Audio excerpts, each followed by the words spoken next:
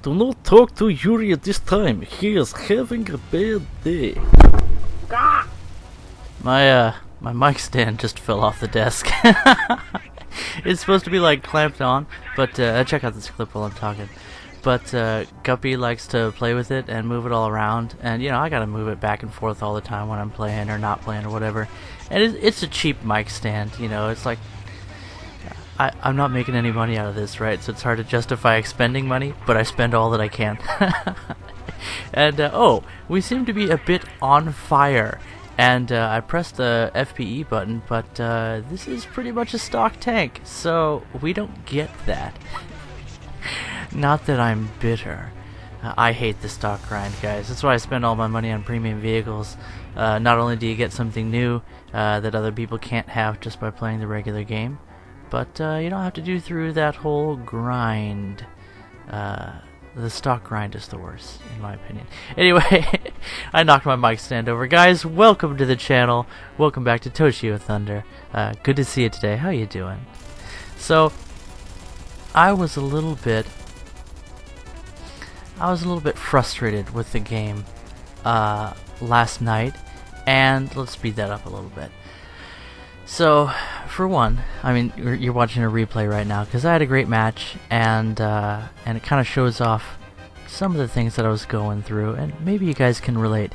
I'm not the one to complain if I don't have a solution for the problem, because all that does is just get you, you know, depressed. So let's not call these complaints. These are features of the game, right? And honestly, you know, it works. I can't very well complain about how APDS is not dealing enough damage when I'm able to take out vehicles with it, right?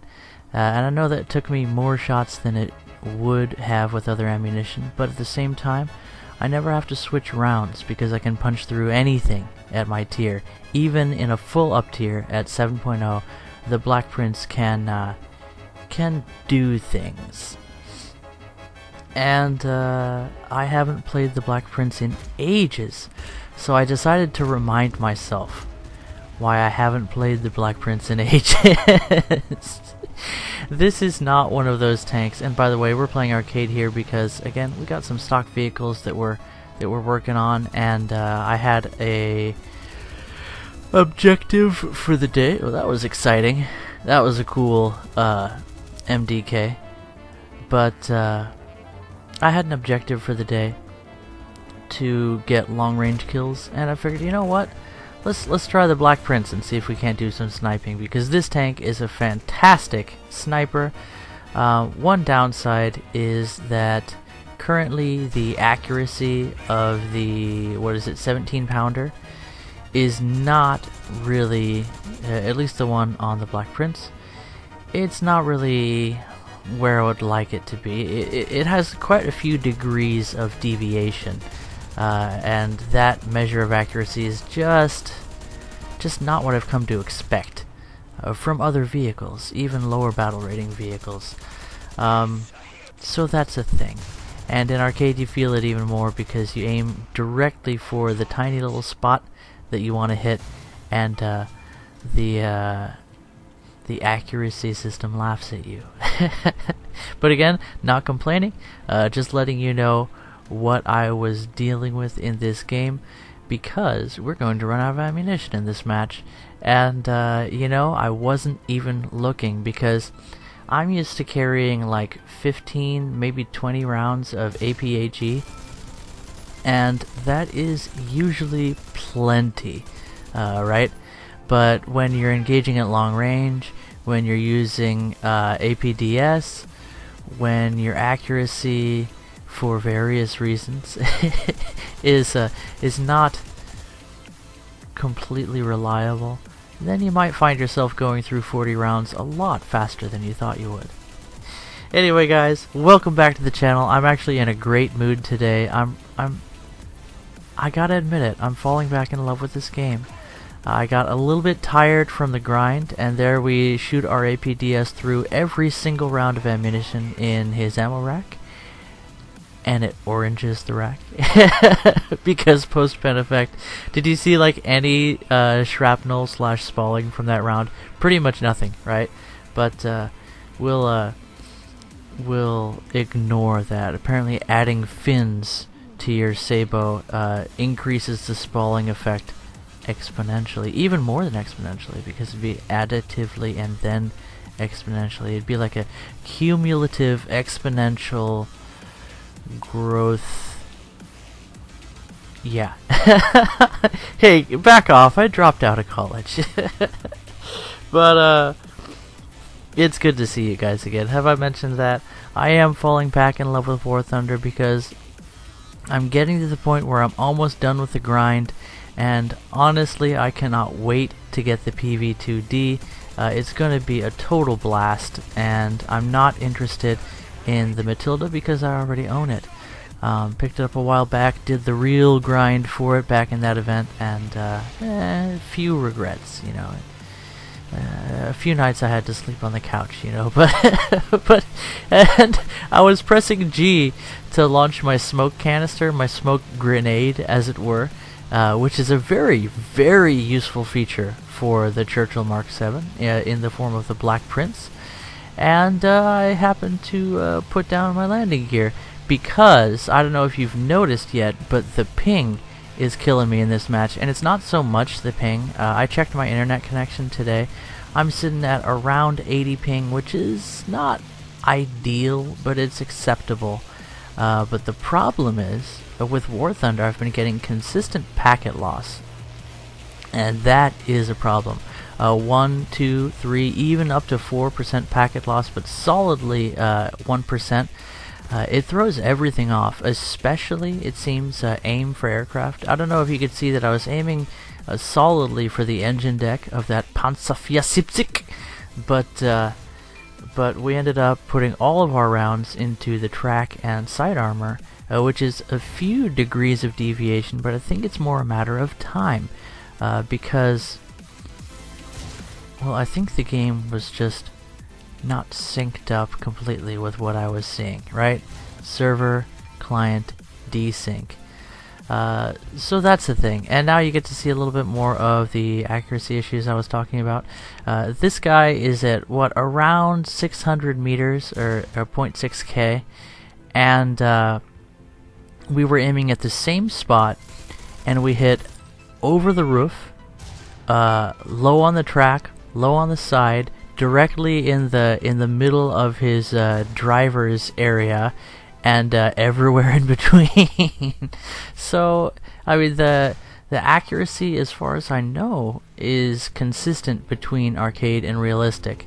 The measure of accuracy on your gun, MOA, for you shooters out there. And by the way, I really want to get back to shooting. I grew up with guns, and I have a shotgun that I really want to shoot, and I have a router that I really want to shoot. And here, look at that. We shoot that T-34-85 directly in the gunner, and what happens?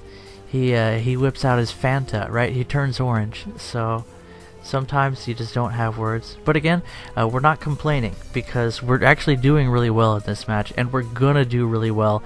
And at 6.0, the Black Prince is able to just walk all over these guys, even if it takes him, you know, a minute to be able to target him. Here, I mean, for comparison, you have the Tiger at 5.7, which is, you know, effectively the same battle rating as 6.0. It's really, really similar. And what can he do against me? Practically nothing from the front, right? I angle a little bit, and there's no way he's going through the hole. There's an absolutely microscopic weak point over the top of the track that can just be a road to nowhere if he manages to go through there, and a very, very tough, around 150 millimeters gun mantlet on top of all the add-on armor to the Black Prince that you may be aware of. But again, this is a vehicle that's not popular, so you might not be familiar. Oh, another reason we're playing arcade is the Black Prince in RB tends to show up to the battle just as it's ending, and you may be aware already, in case you aren't aware. By the way, this is the thing. Speed is what matters in RB. Speed and a decent gun will get you a lot more rewards than heavy armor and slow speed. Minus 1 mile per hour reverse rate. 15 miles per hour top speed that you're not going to be sitting at constantly in RB. So because of those factors and the Black Prince's already meager ability to harvest kills in RB, and again, this is what we're doing here today, that was a decent shot. You know, sometimes it does some decent damage, but you could always ask for more. Allah. What was that? I mean, we went through at least 10 rounds of ammunition, and it just turned the rack orange. You know, it seems like the game has forgotten about APDS when it comes to post-pen effect, but at the same time, we're not doing poorly here, so who am I to complain? And then there's moments like this. T-34 got me, but it's arcade, buddy. Cannon breach damage means nothing. And now, and we took him out with one shot. Now the Panzer IV, I know he's going to beat us on the reload. We almost had him there, and this is where I'm just like, well, we had a good run. But look at that, we got backup from our team. So cool, right? So tasty. So you know what? You can laugh or you can cry. And here's another thing. I'm not complaining about this tank. I'm pointing out ways that the ammunition doesn't perform the way I would expect it to. The gun doesn't have the accuracy that I would like it to have. But when it's all said and done, I'm clearly able to perform in this tank. So, I mean, who am I to complain? They gotta balance it somehow. Could you imagine facing the Black Prince if the gun was pinpoint accurate the way that, say, the Long 88 can be, or a lot of the T-34's guns can be, even the 122mm Soviet gun can be absolutely pinpoint accurate. I remember when I was playing the IS-6 when it first came out, because yes, I'm that guy. But Soviet tanks just don't interest me, so I ground through like all of the Soviet tech tree that I cared about in a week with the IS-6. So that's my experience with Soviet tanks. I've driven the IS-6. I promise I drive other vehicles for other nations, but Soviets just not interested. And you saw us acquitting ourselves fairly adequately in the B-25 there. But during all that time, I lived in the IS-6, right? I became a true IS-6 tank crewman, and I found that not only was it very, very powerful back in the day, and it still is very powerful today, just so you know. That 7.3 battle rating means nothing. You can still one-shot almost everything you see from... Okay, that happened. That poor guy. I just executed him. That was a flipped T-34, so flipping Russian bias on its head, as it were. But myth of Soviet bias aside, I feel the balance on the game is actually, it's decent. You know what I mean? It's playable.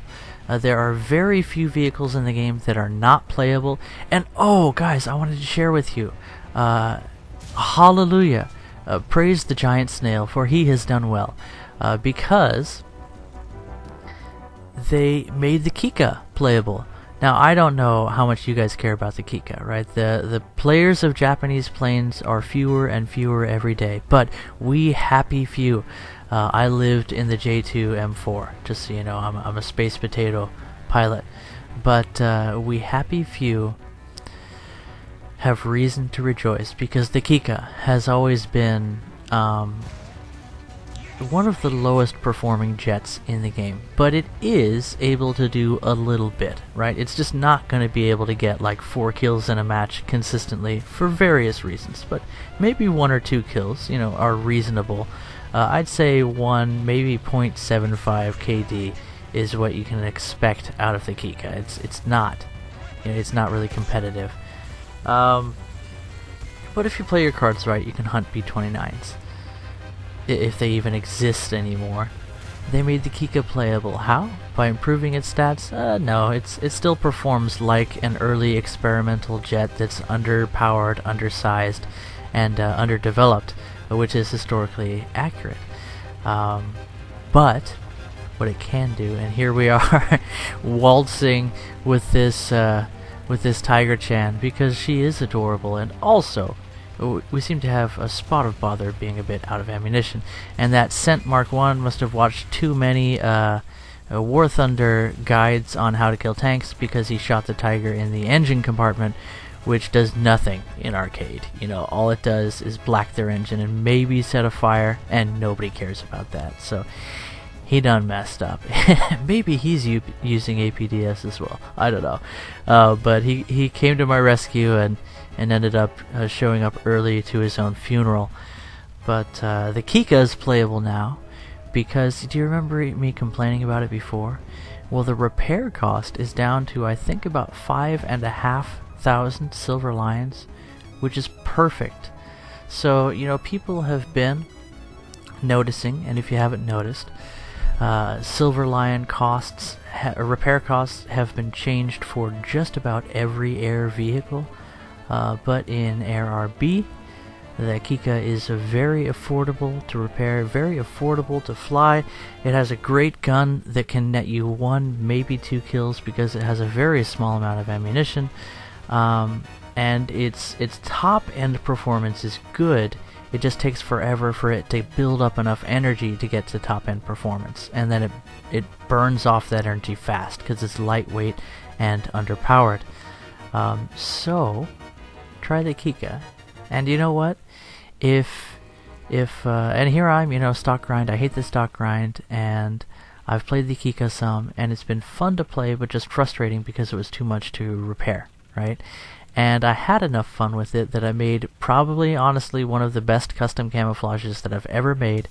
It's the Ikamusume, the Squid Girl, which, by the way, adorable anime. If you're looking for a cute anime that's not too cutesy, but is still pretty adorable, Ikamusume. Shinryaku Ikamusume, Squid Girl. It's basically an anime version of Invader Zim with an adorable Squid Girl instead of a little cutely gross alien boy. But anyway, was I supposed to be talking about this match? I'm just hanging out with you guys.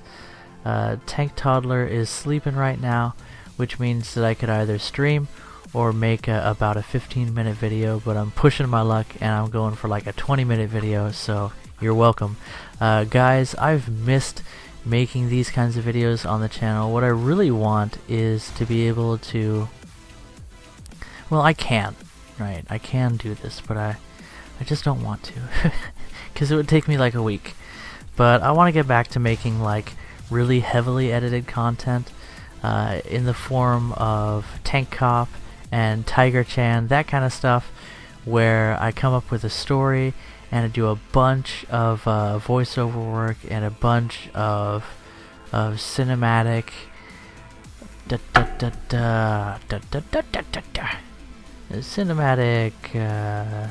cinematography with the replay system to get you some really nice tasty shots of the game, and not necessarily this standard replay stuff or the live action stuff that I've really been doing a lot on the channel. I'd like to get back into doing those really refined videos, but at the same time I could make one of those in a week, or I could make a dozen of these videos in a week. And you know what, there's just so much I want to say to you guys, and I love talking with you guys. TIE Fighters and what's it, Matthew Downing, and oh, I know I'm terrible with names, guys, but you guys who hit me up in the game when you see that I'm on, guys, that means so much to me. Like, that is my favorite thing about playing this game, is just hanging out and talking with you guys. I ended up talking with somebody on Ash's Discord yesterday. I was gonna say last week, but it was yesterday. The days are so long for me, because it's like combat. You know, you just get fatigued because the Tank Toddler, she is a demanding little woman, and rightfully so. She has so many needs, and I'm the one that needs to fill them. So that was the end for me in that match. And let me just take you to one of the most delightful vehicles in War Thunder. the AC4 Thunderbolt. I love my Thunderbolts, guys. The P-47 Thunderbolt is a fantastic plane. Complain if you will. It's really a magnificent vehicle. Great performance, as it should have, right? The thing was a powerhouse in real life. It makes sense that it's a powerhouse in the game. And you can complain all you want about 50 cals, but you know what? They're strong guns. I mean, they're a heavy machine gun. One of the highest muzzle velocity heavy machine guns in the game, and with a decent amount of bullet mass behind it and a high fire rate. So what are you gonna do? You get 8 of those things shooting at you at the same time? Ain't nothing you can do. That's called firepower, boys. And is it just me, or does the 17-pounder on the AC4 perform a lot better than it does in the Black Prince? But we are firing the Shot Mark 8, which is a fantastic ammunition type. Of course, you get significantly less armor penetration quality, but massively increased post-penetration effect, which overall brings it about into line with balance on the other ammo types that you can get for the 17-pounder. You can have high velocity and armor penetration, or you can have reasonable velocity and post-pen effect. The choice is yours. And now, right, do we complain about battle ratings when we can punch right through the front armor of this supposed heavy tank, bounce a shot from his gun off of our side armor, and then we bounced 1 shot, right, maybe 2, and that's it for him. And now that's it for us, guys. Thanks for watching. This has been a look, just some gameplay of the Black Prince, which is a sort of forgotten vehicle, but it's not useless, as you can see. I highly recommend playing it in arcade. And then I'll look real quick at the AC4 Thunderbolt, which is just as good in sim and RB as it is in arcade. It's a very good vehicle, well worth your time if you decide to give it, and your money if you decide to shell out. Anyway, guys, it's been good connecting with you, and you know, feel free to jump onto my Discord and message me in the game. You saw my name on screen. Go ahead and send me a friend request if you want to. I love talking with you guys, because I just want to chill and hang out. But you know, I'm a very busy man, so I'm really sorry if I don't answer your messages for a while. I really try to answer every message that I get, because I just love people, and that counts for you too. Alright guys, catch you in the next one. Bye bye.